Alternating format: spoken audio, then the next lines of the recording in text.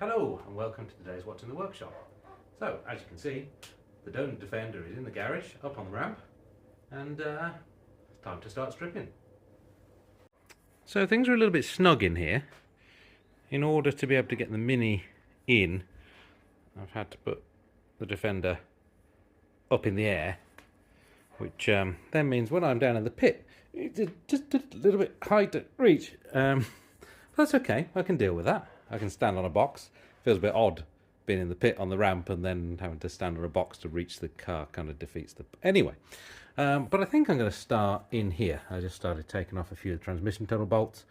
I'm going to keep taking those off, and then I can get a bit of light underneath when there's a hole there, letting some light down. And I haven't quite decided how I'm going to do it yet. I might do seat box off and take the transmission out the top here, so I can get the transmission crane straight in and pull that up. So I might do that to make life a little bit easier, because then I can pull the engine out the front. And obviously I can push the Mini outside when it comes to pull the engine out, but just in case it starts pouring rain, I don't want to leave it out there too long. So I'll do as much as I can in here and underneath, and then we'll start the engine bay.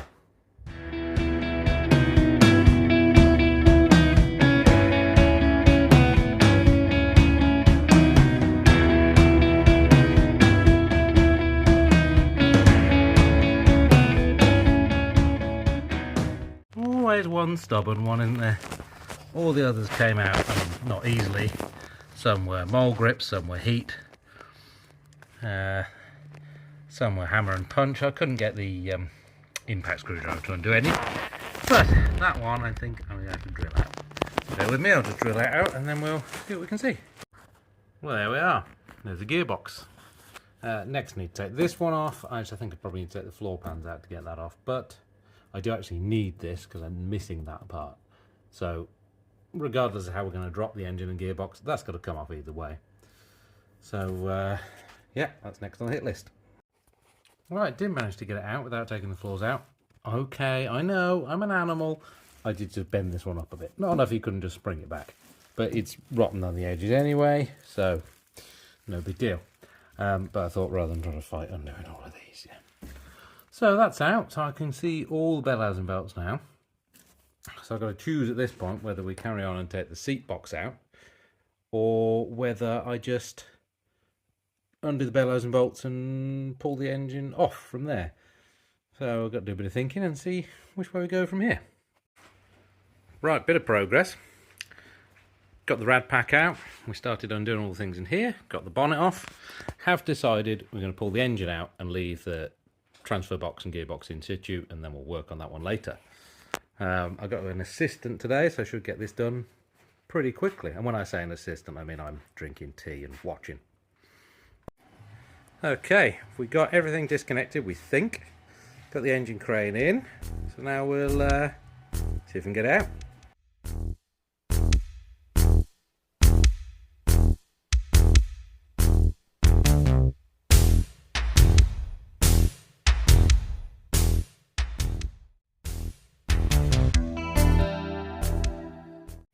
Well, as you can see, we made a decision there. Decided this is going up.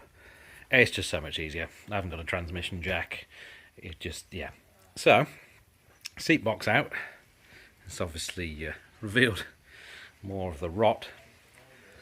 But we get the engine crane in, get that done, props off, and get it out. Couldn't quite get the engine crane in, so we've kind of manhandled it to this point. So now we've got the hydraulic table, we're going to have to try and scoot it across. I'll video that just in case it all goes horribly wrong.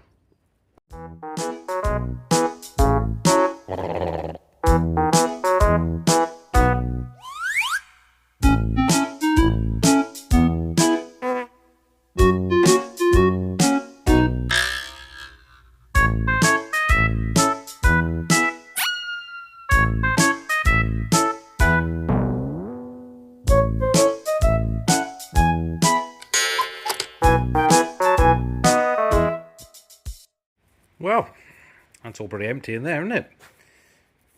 So, gearbox and transfer box out.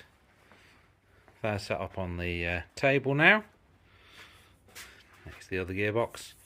I think I'm probably going to be using this gearbox This one feels like it's got just a little bit of end float in there, and when you put it in gear, there's a good knock with the transfer box, so potentially the splines are a bit worn. Okay, splines are slightly worn on this one, but I think that sounds to me like that's probably worse. I might just leave them together, to be honest, because I've got the other transfer boxes to build into a good one. I might just leave that as a pair, take off the brackets I need, brake, all of that sort of thing, and then just leave them together. Or I might take it too heavy and take them apart, we'll see. But they're done. And then over here, we've got the 200 TDI sat out. I wanted to get it pressure washed off today, but I ran out of time, because I've got to get it up the gravel driveway towards the pressure washer somehow. So I'll work on that. It's probably a bit heavy for the wheelbarrow, that one. But yeah, I'll think of some way of getting that cleaned before it goes in the chassis. Or I might drop it in the new chassis and then use that as a giant frame to wash it. We'll see how that goes. So, now I've got to set about stripping all the remaining things I need from here. So we need wiring loom. That was nice plug and play for the engine, so that's a good loom, fine. All of that out. We need clutch stuff, slave cylinder, master cylinder. Brakes, I've got to decide exactly how I'm doing it. It's got a different bias valve and brake setup to the 110, so I've got to decide which I'm going with. But I do know the brakes on this work. So, while they don't look too pretty, the master cylinder's pretty rusty, everything's fine. They go off, they go on. Yeah. Bracketry, we want things like that for the bonnet. We want the bonnet pull. We need all the power steering stuff, the header tank and brackets, washer pump, probably the heater box. Yeah,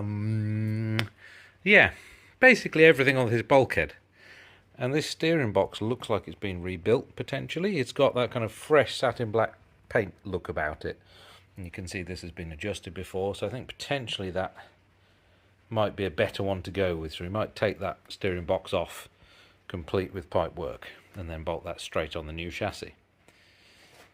But pretty good progress today, really. We're motoring on. Well, I've just set to removing the wiring loom, the front to rear wiring loom, and that's not really what you want to see, is it? I think that's going to make my life a bit easier. I'm going to pull it apart at this point and pull this back end out separately, because I'm going to be soldering that and heat shrinking it rather than that mess. There it is, all bare of wiring. It's a bit daunting because there's wires absolutely everywhere, but actually it was fairly simple. I've labelled up where it's all come from. So just pull it out of both the wings, pull it down the middle, and then through the various bits on the bulkhead. So that was all okay. Obviously, I've still got all the wiring that goes behind the dash here that was disconnected when I got the car, so that's still going to be a bit of a puzzle, but that's okay. I'll have to solder back the rear loom, but that's not a big drama either. So yeah, it's gone quite well. There's a few bits need repairing. As we know, this car's been right by the sea, so that's taken its toll on some of the bullet connectors. But they'll all clean up okay. I think there's one broken bullet in the lot of it, but yeah, we got that cleaned up. So now I'm just working on taking out the steering box. Because it's a 4-bolt on this one, I actually have to have this one because it's got the power steering lines and everything that go with it to the pump. So it's got to be that 4-bolt because that's metric, and the 3-bolt is imperial, so the lines wouldn't fit. So taking that off, I'm leaving this steering column on this car because the one from the 110 looks in a bit better condition. I'm going to leave the brake master, that's next on the list. It appears to be working okay on the 110, it looks better than this one, so I'll leave that in situ. I'll take the clutch, master cylinder and slave cylinder out after that. Then that's pretty much everything I need off this car. So then we'll get the 110 chassis back in and start putting bits back in it. It's looking pretty empty. All the looms out, steering box is off, clutch, master and slave are off, and the pipe, I'll use the pipe in the master, but I'll buy a new slave and a flexi. I've got a few little bits left, made little lifts of the things that still need to come, but I'll do them tomorrow night. But yeah, it's all pretty empty. As you can see, I've had a bit of a shuffle about. I got the last few bits off the 90 the other evening. There wasn't much left, but that's all now either in the back of the 90 or stored in here. And I got the 110 chassis pushed in. Got a couple of friends over, moved things round, and I also turned this round so that the front is pointing outwards, so that means I can then get the engine slotted in there. You may notice it's changed colour. I didn't have a chance to record it because I was fighting against the rain, but last Friday I sprayed a good few coats of chassis black on this, anti-corrosion chassis black. I know it's already galvanised, but I thought we'd put some good stuff on there anyway. So that is now good to go. So next I need to try and get the engine from the 90 out of the garage somehow, up the gravel driveway, somewhere where I can pressure wash it, get that good and clean, and then I think we'll drop it in this chassis.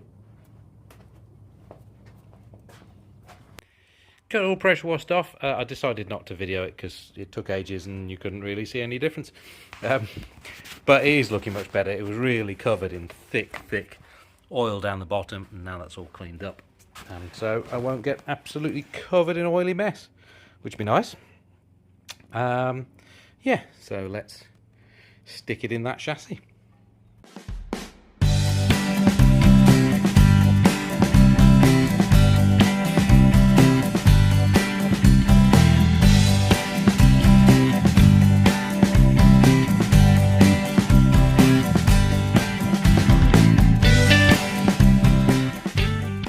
Right, there we are. That's in. Obviously it doesn't sit very well with anything on the back. So I think I might have to press on. I'm just going to pop the clutch off, make sure that's okay. And then I might carry on and put on a gearbox and think about a transfer box. Perhaps unsurprisingly, the clutch plate is worn, which is annoying because that kind of scuppers me getting the gearbox and transfer box back on today. But obviously this is a lot easier job now than it would be once it's all in the car later. So I'm going to have to buy a new one. I don't know why I haven't already bought a new one and foreseen that this was clearly not going to be brand new. But there we are. Right, been cracking on doing a little bit. Got the new front shocks on now. And I've got the steering box on, all the pipes for the power steering. Got all that in place. I just thought I'd show you the cam belt quickly. It's pretty easy really.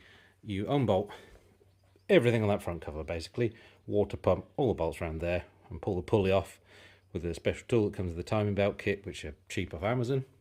And then there's a big arrow there, and there's another arrow in there.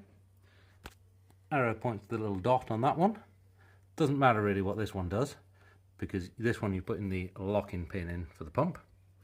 And then the crank, turn around so that that lines up, so the woodruff key lines up with that arrow.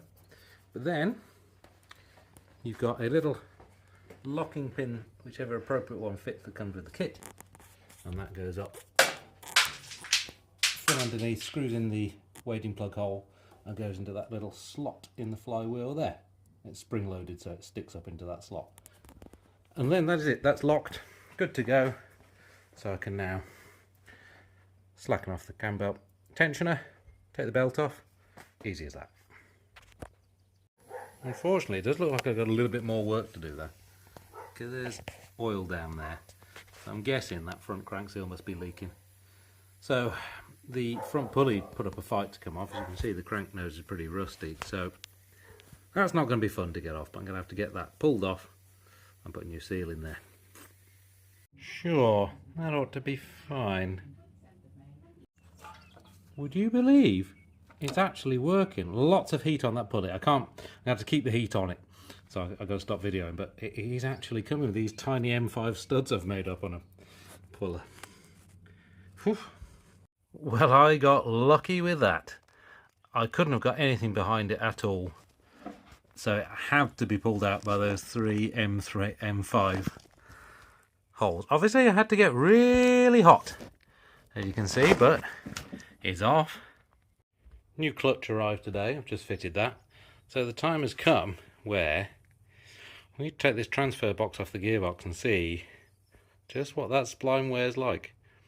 I don't think we're going to be using that gearbox somehow, but I need the bracketry and things off it anyway, so let's see what it's like in there.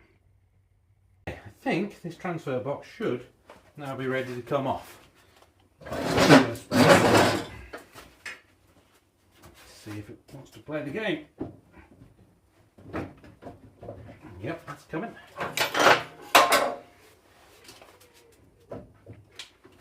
I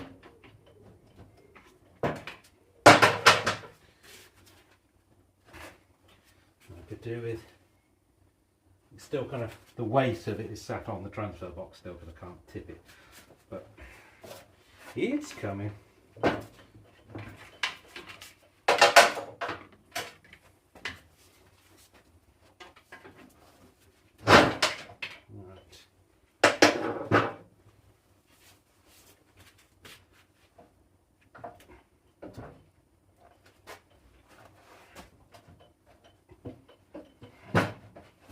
Be sticking on.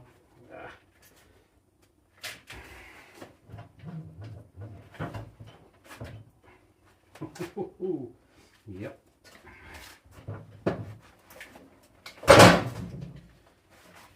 Well, let me bring you in on those gearbox splines.